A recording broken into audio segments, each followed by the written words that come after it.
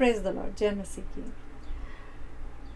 Bible जब हम वचन पढ़ते हैं, बहुत सारे लोग जो हैं वो नए नियम को पढ़ने में ज़्यादा इंटरेस्टेड रहते हैं।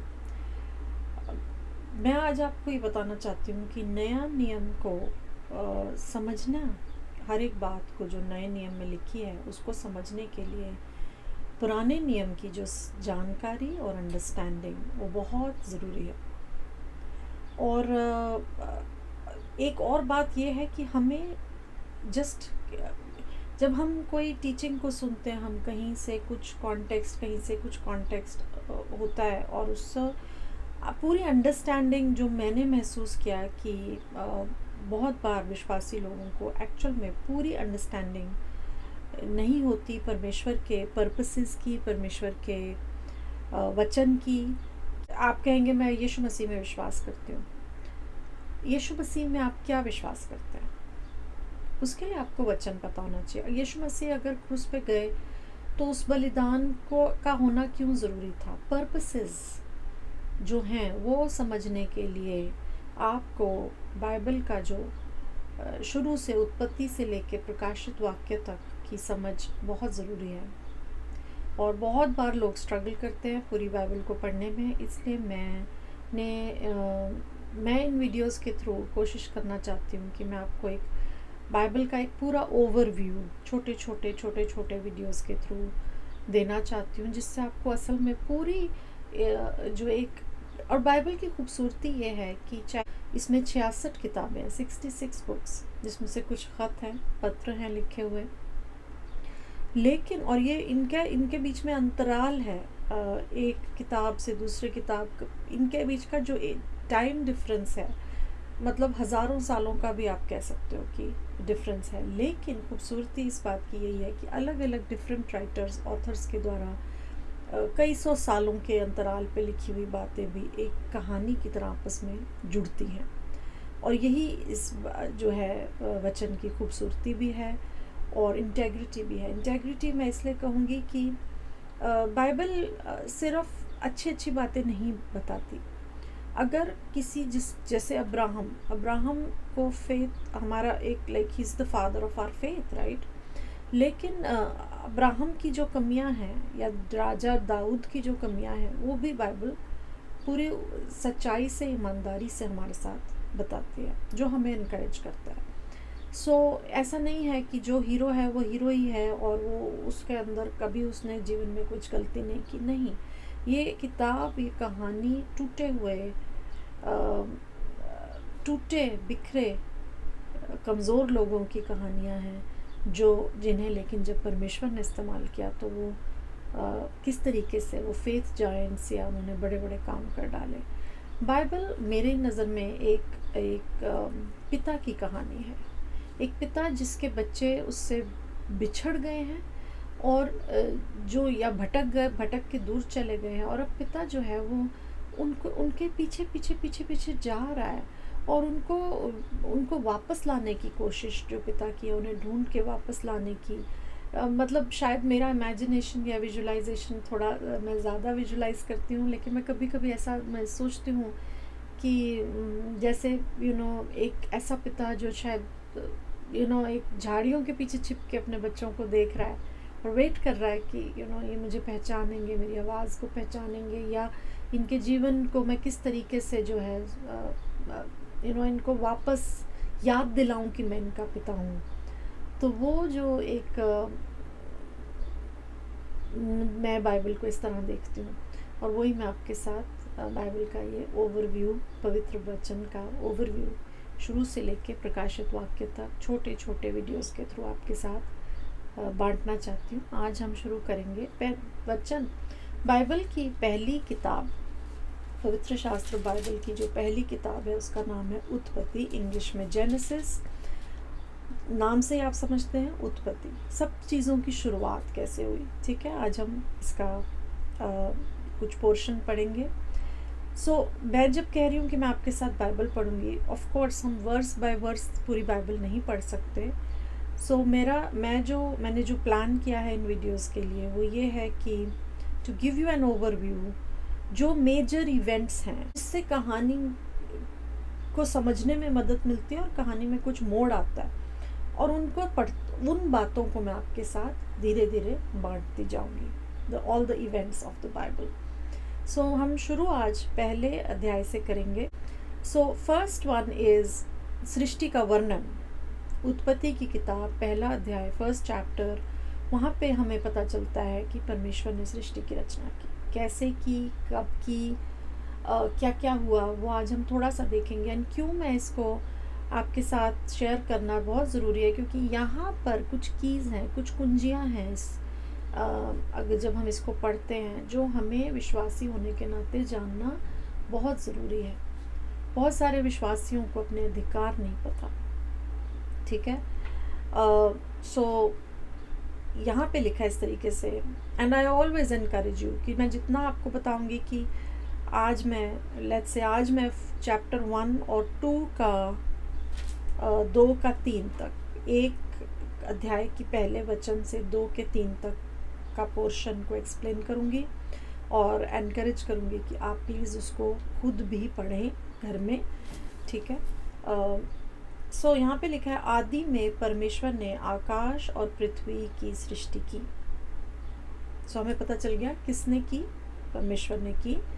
पृथ्वी बेडौल और सुनसान पड़ी थी और गहरे जल के ऊपर अंधियारा था। बेडौल थी, कुछ नहीं था, सिर्फ जल ही जल था, उसके ऊपर अंधियारा था, और परमेश्वर का आत्मा जल के ऊपर मंडराता था। तो वहाँ पे कौन प्रेजेंट है इस वक्त अंधियारे में? परमेश्वर का आत्मा जो है वो वहाँ पे उपस्थित है, मौजूद है। परमेश्वर का आत्मा वहाँ मंडराता था। ओके, जब परमेश्वर ने कहा उजाला हो तो उजाला हो गया। अभी कहा कैसे? हम बोल रहे हैं किसने रचना की? परमेश्वर ने की। वहाँ पर कौन उपस्थित था? परमेश्वर का आत्मा मंडराता था, और परमेश्वर ने बस बोला उजाला हो तो उजाला हो गया। इसका मतलब परमेश्वर ने कैसे सृष्टि की रचना की? बोलकर, अपने वचन से रचना की।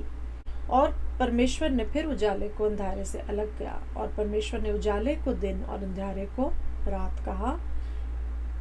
तब सांझ हुई, फिर भोर हुआ, इस प्रकार पहला दिन हो गया। सो कुछ चीज़ें समझनी है यहाँ पे। परमेश्वर ने सृष्टि की, पूरी सृष्टि की, और मानव जाति की रचना 6 दिन में की, और हर दिन पे परमेश्वर ने अलग अलग चीज़ें बताई। अभी मैंने आपको पहला बताया, वो मैं इसलिए पढ़ रही थी क्योंकि मैं आपको बताना चाहती थी कि परमेश्वर ने रचना मुंह से बोल के, वचन से रचना की। फिर परमेश्वर ने क्या किया कि कहा कि जल के 2 भाग हो जाए, और जो अंतर एक क्रिएट हो जाए जल में। तब परमेश्वर ने एक अंतर बनाकर उसके नीचे के जल और उसके ऊपर के जल को अलग अलग किया, और वैसा हो गया, और परमेश्वर ने इस अंतर को आकाश कहा। फिर परमेश्वर ने कहा कि आकाश के नीचे का जो जल का स्थान है, वो जल जो है एक स्थान में इकट्ठा हो जाए और सूखी भूमि दिखाई दे। लैंड क्रिएट किया, भूमि, ठीक है। पहले सिर्फ जल ही जल था, लैंड नहीं था जैसे आज जमीन है। और फिर जो जल इकट्ठा हुआ उसको समुद्र कहा, और परमेश्वर ने कहा अच्छा है। फिर परमेश्वर ने हरी घास, बीज वाले छोटे छोटे हुए, इस तरीके से परमेश्वर ने पेड़ पौधे, फल, जीव जंतु, इन 6 दिनों में परमेश्वर ने सब कुछ रचा। ज्योतियाँ बनाई आकाश में दिन और रात के लिए, सूरज बनाया, बड़ी ज्योति, चांद बनाया, तारागण बनाए, और उनका काम एक हम यहाँ पे देखेंगे। परमेश्वर ने उनको आकाश के अंतर में इसलिए रखा कि वो पृथ्वी पर प्रकाश दें तथा दिन और रात पर प्रभुता करें, और उजाले को अंधियारे से अलग करें, ठीक है।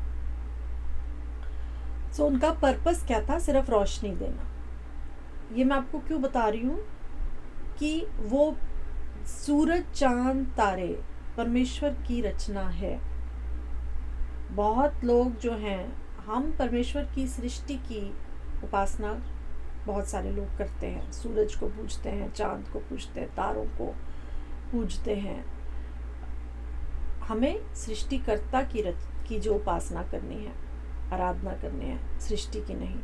फिर परमेश्वर ने सब जीव जंतु बना दिए, जल के बनाए, पंछी बनाए, ठीक है, और घरेलू पशु बनाए, रेंगने वाले जंतु बनाए, हर तरह का जो भी है, फल, वेजिटेबल्स, जल जंतु, जीव जंतु, पृथ्वी पे चलने वाले, आकाश में उड़ने वाले, ये सब रचना परमेश्वर ने कर दी।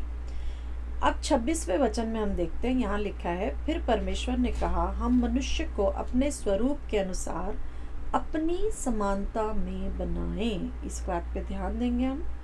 और वो समुद्र की मछलियों और आकाश के पक्षियों और घरेलू पशुओं और सारी पृथ्वी पर और रेंगने वाले जंतुओं पर जो पृथ्वी पर रेंगते हैं अधिकार रखें। ठीक है, परमेश्वर ने मनुष्य को अपने स्वरूप के अनुसार उत्पन्न किया। अपने ही स्वरूप के अनुसार परमेश्वर ने उसको उत्पन्न किया, नर और नारी करके उसने मनुष्यों की सृष्टि की। और परमेश्वर ने उनको आशीष दी और उनसे कहा, ये मैं अब 28वां वचन पढ़ रही हूँ, फूलो फलो, पृथ्वी में भर जाओ और उसको अपने वश में कर लो। इंग्लिश में वर्ड इस्तेमाल किया गया सबड्यू द अर्थ। यहाँ पे हमें समझना क्या है, परमेश्वर ने मनुष्य को अपने स्वरूप में बनाया। देखिए, हमें पवित्र बाइबल बताती है कि परमेश्वर एक आत्मा है, गॉड इज स्पिरिट। हम आगे एक न्यू टेस्टामेंट में, नए नियम में देखते हैं, यहाँ पे वहाँ पे लिखा है परमेश्वर आत्मा है।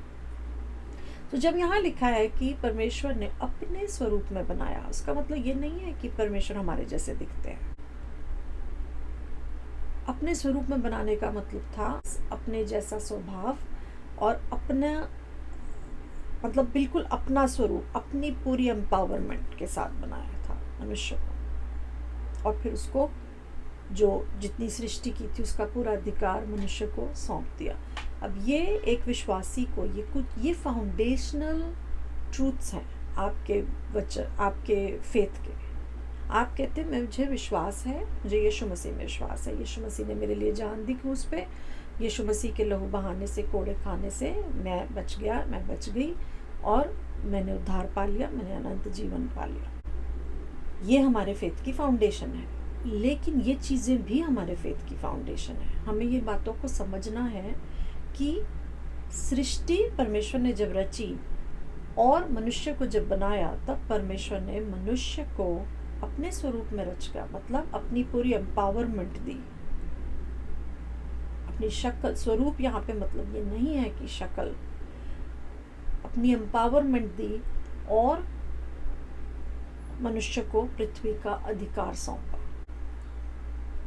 अपने स्वरूप में। मतलब इंसान को, मनुष्य को बिल्कुल वो अपना प्रतिनिधि, अपना रिप्रेजेंटेटिव बना दिया कि इस पे तुम प्रभुता करोगे, ये तुम्हारा क्षेत्र है।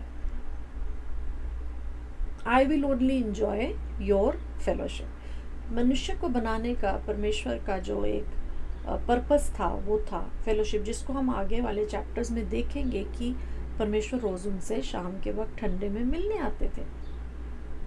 परमेश्वर ने सिर्फ अपनी फेलोशिप के लिए उनको बनाया था और पृथ्वी का पूरा अधिकार मनुष्य को दिया। तो ये बात आप जानें कि ओरिजिनली ये परमेश्वर ने जो है पृथ्वी का अधिकार मनुष्य को दिया है। ठीक है, और कहा वश में कर लो, और सब पशु पक्षी सब मनुष्य के अधीन कर दिए। सुनो जितने भी, और फिर यहाँ पे एक और बात देखने वाली है। एंड सेकेंडली, प्लीज़ जब मैं ये वचन को पढ़ रही हूँ, I am only, please do not be biased. मैं जस्ट आपको इन्फॉर्मेशन देने के लिए कुछ बातें बताऊंगी। दैट डज नॉट मीन कि मैं ये कह रही हूँ कि यही होना चाहिए, ऐसा नहीं है। बाइबल में लिखा है, मैं आपको बता रही हूँ। अब यहाँ पे हम एक चीज़ नोटिस करते हैं कि फिर परमेश्वर ने उनसे कहा, सुनो जितने बीज वाले छोटे छोटे पेड़ सारे पृथ्वी के ऊपर हैं और जितने वृक्षों में बीज वाले फल होते हैं वो सब मैंने तुमको दिए, वो तुम्हारे भोजन के लिए है। और जितने पृथ्वी के पशु और आकाश के पक्षी और पृथ्वी पर रेंगने वाले जंतु हैं जिनमें जीवन का प्राण है, उन सब के खाने के लिए मैंने सब हरे हरे छोटे पेड़ दिए हैं, श्रब्स। और वैसा ही हो गया। मैं आपको यहाँ ये दिखाने की कोशिश कर रही हूँ एक छोटी सी डिटेल कि गॉड के ओरिजिनल प्लान जो था उसमें गॉड ने इंसान को भी और जानवरों को भी सिर्फ प्लांट्स और फ्रूट्स खाने के लिए दिए थे। जानवरों को श्रब्स दिए थे, इंसानों को वृक्ष के फल दिए थे और बाकी सारे पेड़ पौधे। यहाँ तक कि पशु भी एक दूसरे को मार के खाने वाले नहीं थे गॉड के ओरिजिनल जो प्लान था क्रिएशन का। तब परमेश्वर ने जो कुछ बनाया था वो सब देखा, कहा बहुत अच्छा है। सांझ हो गई, फिर भोर हो गई, इस प्रकार छठवां दिन हो गया। यूं आकाश और पृथ्वी और उनकी सारी सेना का बनाना समाप्त हो गया। यहाँ पे वर्ड सेना इस्तेमाल किया, विच इज़ वेरी इंटरेस्टिंग। यूं आकाश और पृथ्वी और उनकी सारी सेना का बनाना समाप्त हो गया। मैंने भी इसको अभी नोटिस किया है, मुझे ध्यान नहीं है कि इंग्लिश में इसको किस तरह लिखा है। Let's see. Thus the heavens and the earth were finished and all the host of them. I think जितनी भी हेवनली क्रिएशन है उसको सेना कहा गया है यहाँ पे, मतलब तारे, इन सब चीज़ों को सेना कहा गया है। और परमेश्वर ने अपना काम जिसे वो करता था 7वें दिन समाप्त किया, और उसने अपने किए हुए सारे काम से 7वें दिन विश्राम किया। यहाँ से वो कॉन्सेप्ट आता है जो हम विश्राम दिन का कॉन्सेप्ट, जिसको अब बाद में रोमन रूल के अंडर संडे को विश्राम दिन बना दिया गया। बट एक्चुअली यहूदी लोगों में जो विश्राम दिन था वो फ्राइडे सनडाउन से सैटरडे सनडाउन तक था, मतलब शनिवार का जो दिन था, सैटरडे, वो सबत का दिन था, विश्राम का दिन था। और ये बाद में धीरे धीरे जो कॉन्सेप्ट है चेंज हो गया और संडे में आ गया, उसके बारे में फिर कभी बात करेंगे, पर अभी के लिए आपको ये समझना। और परमेश्वर ने 7वें दिन को आशीष दी और पवित्र ठहराया, इसलिए जो विश्राम का दिन है उसको पवित्र ठहराया। इस वजह से उसको जो है वर्शिप का डे माना जाता है, क्योंकि उसमें उसने सृष्टि की रचना के अपने सारे काम से विश्राम लिया। अब यहाँ तक हमने पढ़ लिया 2 क्या 3 तक। मनुष्य, यहाँ ऊपर बता दिया मनुष्य को रचा है, लेकिन अभी डिटेल आगे आएगी जो हम अगले वीडियो में करेंगे, बिकॉज बहुत लंबा हो जाएगा अदरवाइज। सो हमने इसमें कुछ जो चीज़ें मैं आज चाहती हूँ कि आप जो नोटिस करें वो ये हैं कि परमेश्वर ने सृष्टि को सिर्फ बोल के रचा, अपने वचन से रचा, 6 दिन के अंदर रचा, 7वें दिन विश्राम किया और मनुष्य को अपने स्वरूप में बनाया। और एक और चीज़ जो मैं आपको यहाँ पे चाहती हूँ कि आप अपने सर्कल कर लें, हाईलाइट कर लें, 26वें वचन में फिर से दिखाती हूँ, लिखा है, फिर परमेश्वर ने कहा हम मनुष्य को अपने स्वरूप के अनुसार अपनी समानता में बनाए। प्लूरल, बहुवचन का इस्तेमाल हुआ यहाँ पे। परमेश्वर के साथ कोई है यहाँ पर, परमेश्वर बहुवचन का इस्तेमाल कर रहे और कह रहे हैं कि हम मनुष्य को अपने स्वरूप के अनुसार बनाए। एक तो हमें पता है आत्मा, पवित्र आत्मा, परमेश्वर का आत्मा वहाँ मंडराता था, परमेश्वर ने खुद कहा। और परमेश्वर ने कैसे सृष्टि को रचा है? अपने वचन से। हम यूहन्ना में नए नियम में क्या पढ़ते हैं? वचन देहधारी हुआ। यीशु मसीह जो है, परमेश्वर का वचन देहधारी हुआ। तो यीशु मसीह जो है वो यहाँ पर परमेश्वर के साथ उपस्थित है वचन के फॉर्म में। यहाँ से कॉन्सेप्ट है जो ट्रिनिटी का, पिता पुत्र पवित्र आत्मा का जो फाउंडेशनल कॉन्सेप्ट है मसीहत का, वो यहाँ पे हम देखते हैं कि परमेश्वर ने कहा हम बनाए मनुष्य को अपने स्वरूप में बनाना। मैंने आपको समझाया एम्पावरमेंट, रिप्रेजेंटेशन ऑफ गॉड, और बोला कि ये तुम्हारे कंट्रोल में है, सबडू इट, रूल करो इसको, अधिकार में लो। ऑलराइट। और एक और छोटी सी डिटेल जो हमने आज यहाँ देखी कि इनिशियली परमेश्वर ने जानवरों को भी पेड़ पौधे ही दिए थे खाने को और इंसान को भी इस तरह से, और 7वें दिन विश्राम किया 6 दिन में। बाकी का हम कल देखेंगे। इसी तरह से हम थोड़ा थोड़ा चैप्टर 1 को मैंने थोड़ा आपके साथ ज़्यादा पढ़ा है। Maybe sometimes I will only tell you the story, I will not, I may skip chapters and just tell you the overview of some story. इस तरीके से हम इसको पढ़ते जाएंगे। आज के लिए इतना ही, और मैं उम्मीद करती हूँ कि आप मेरे साथ इसको फॉलो करेंगे। आसान है, हम धीरे धीरे बाइबल को इस तरह से कवर करते जाएंगे और समझते जाएंगे। और जो कुछ इम्पॉर्टेंट चीज़ें हैं, जो कीज़ हैं, जो की प्रिंसिपल्स हैं, फाउंडेशनल ट्रूथ्स हैं बाइबल में, जो हमारे लिए ज़रूरी हैं समझने विश्वासी होने के नाते, उनको डिस्कस करेंगे। Thank you very much for your time. God bless you. आइए प्रार्थना करते हैं। परमेश्वर पिता, मैं आपका धन्यवाद करती हूँ इस दिन के लिए, सुंदर दिन के लिए। परमेश्वर, आपने प्रभु हमें प्रभु इस वचन को पढ़ने की प्रभु मुझे अपनी ग्रेस दी है। परमेश्वर मैं प्रार्थना करती हूँ कि आप हमें अंडरस्टैंडिंग भी दें, और प्रभु मेरी आवाज़ की रेंज में जो भी लोग हैं प्रभु आप सबके घरों में आशीष दें। कोई बीमार है तो उन्हें प्रभु आप चंगा करें। परमेश्वर किसी की कोई ज़रूरत है प्रभु उसको आप अपने आसमानी ख़जाने से पूरा करें। मैं धन्यवाद करती हूँ, और मैं इस पूरी ये जो बाइबल ओवरव्यू सीरीज़ है प्रभु, वीडियो सीरीज़ जो बनाने का प्रभु एक मैंने सोचा है परमेश्वर, उस पर प्रभु आपकी आशीष मांगती हूँ। यीशु मसीह के नाम से मैं इस विनती प्रार्थना को मांगती हूँ, आप सुने और कबूल करें। आमीन। Thank you very much. God bless you. Bye.